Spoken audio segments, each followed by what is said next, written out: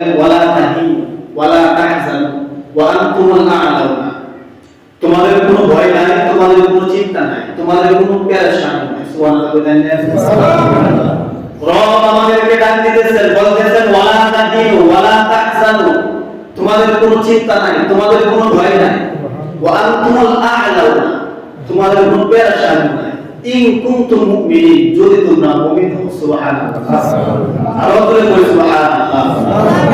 রব বলতেছেন ওয়ালা তাহিনু ওয়ালা তাহজানু ওয়া আনতুমুল আ'লাউনা ইন কুনতুম মুমিনিন। ও মুমিনেরা, ও ইমানদারেরা, তোমাদের কোনো ভয় নাই, তোমাদের কোনো পেরেশানি নাই, তোমাদের কোনো চিন্তা নাই।